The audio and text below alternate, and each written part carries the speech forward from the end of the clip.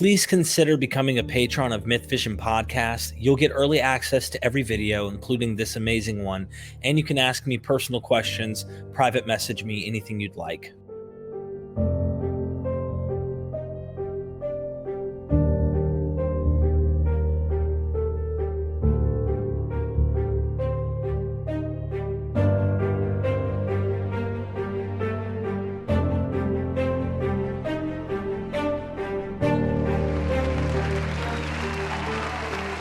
Professor Elaine Pagels.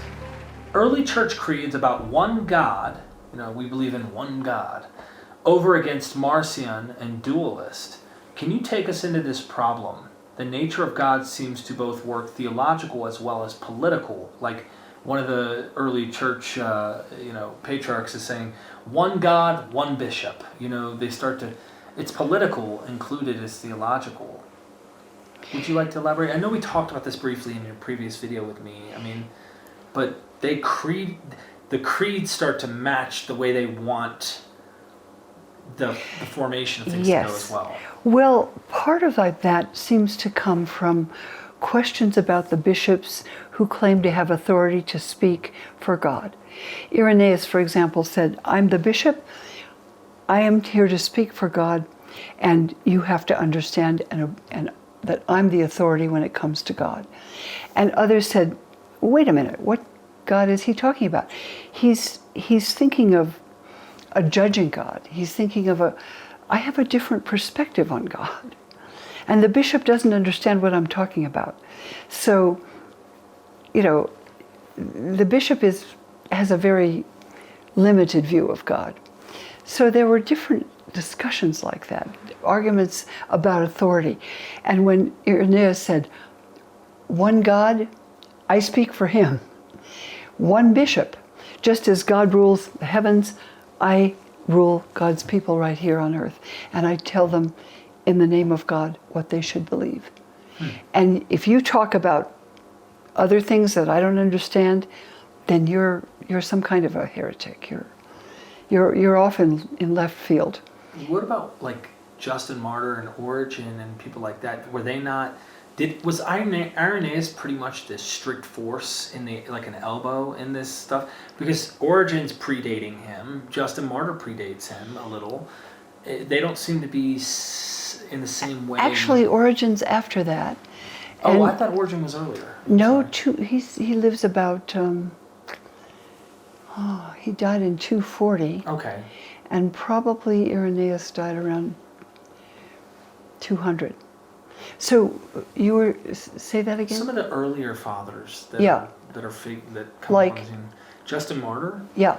Like they're not quite as strict as well, they weren't. They were just beginning to sort of take the shape of an Orthodox institution. Justin Martyr is earlier than Irenaeus.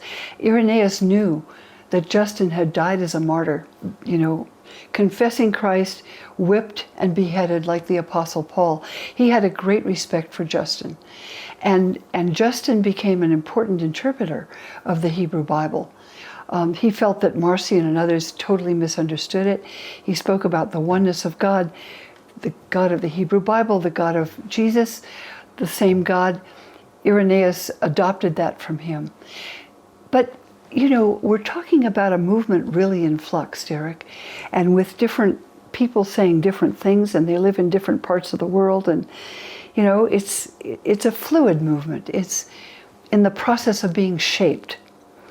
Not long after the death of Irenaeus, Origen, he grows up in Egypt. He's educated in philosophy, enormously open, imaginative, remarkable man.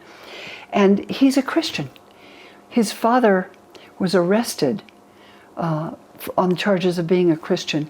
And Origen, I don't know if you know the story, he was 16 years old, and he swore he was going to go to the jail and say, I'm a Christian too, and die with his father. The story is that his mother hid his clothes so he couldn't go anywhere. Now, I don't know what to make of it, but he did not. He, anyway, was the oldest of 6 children. And if he would die, she would lose not only her husband, have the property confiscated by the state because her husband, being a Christian, was disloyal to the Roman Empire, but she would lose her oldest son, who was the only means of supporting the family and the younger children. And he was 16. So she prevented him, apparently, from joining his father and being executed. But after that, at 16 and 17, this brilliant young man became a teacher. He was philosophically educated.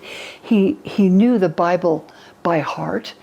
He studied it, he loved it, he preached it, he thought about it, he explored it, all kinds of different ways. He's the kind of thinker who turned everything around, turned it upside down in this way and that way, and thought, what about this and what about that and what about the other thing? Origen was they say he was the most brilliant man of his time. By the time he was 18, he was a famous enough teacher to be supporting his mother and all of the younger children. He was invited to the court of the emperor by the emperor's mother because he was a famous speaker. He was famous already. And he refused to be ordained as a priest because then he would be put under the authority of a bishop. And the bishops disagreed with him. He wanted to have a very open mind thinking about the Bible. He wrote over 200 books. He preached thousands of sermons, many of which are lost, some of which we have. He wrote about what happened before the universe began. He wrote about all things in the end of time. God will be all in all. So he thought all beings would return to God. They'd all come from God. They all return to God. That sounds a lot like some of the Gnostic sources. Sounds a lot like the Gospel of Thomas. He was in tune with that kind of thinking. He was kind of a pioneer in Universalism, I hear. A lot of people He was a pioneer in Universalism. He also thought there might be other universes with other beings on them, and maybe Christ would have gone to other universes and be reincarnated in other worlds. He had an enormously expansive view. He's the most original. I speak of him with enthusiasm and pleasure, because when you read Origen, he's just got the most imaginative and open-hearted attitude. But he also felt that God, being a God of goodness and glory, created this world out of love, and that eventually, quoting Paul, he said, God will be all in all. So all things come from God, he said, all of this will return to God. All beings, all humans, all animals, all plant beings, everything. And he also said, and people said, wait a minute, you mean the devil himself? Well, yes, because Origen taught about reincarnation, that if you were to die, then your next incarnation would be a kind of spiritual education to get you to a higher level, just as the Buddhists taught, actually, at the same time. He might have been influenced by Buddhism, which was a major force in Egypt at the time. So Origen, and they say, wait a minute, what about heaven and hell? What about the devil? You can't rehabilitate the devil. And Origen would say, well, who is the devil? He is a being who took the wrong path. But God wants all beings to come back to him. So if he took the wrong path, he will have another opportunity in another lifetime to come back until all beings go back to God. So for that teaching, 200 years after his death, he died pretty much as a martyr. He wasn't actually tortured to death. He was too famous for the empire to let him be killed. But he died of torture and exposure because he was tortured in prison, and then he died of that afterwards. 200 years after he died as a famous Christian preacher, he was declared to be a heretic for having said that even the devil could finally return to God. That's a bold statement too, though, to make, but it shows the depth, I think, of the benevolence he wants to see God in, and to say, no, God's bigger than what you think he is. And that's something that, if you're going to have a message, if there's a message I respect, it's universalism, personally. I can't I cannot see a place of final, constant, everlasting damnation. Don't give me that God. I'm not interested personally. Origen was totally on that wavelength. He is also the only one in the early church that I know about. I love his work. Who said that there would be other planets and other galaxies and other civilizations, and that Christ would be reincarnated in every one of those, so that they would all come back to God. He's an incredible thinker. And talk about universalism, that was his name, you know. Yeah. He saw it, and he had a very open-hearted, imaginative, and amazing kind of theology.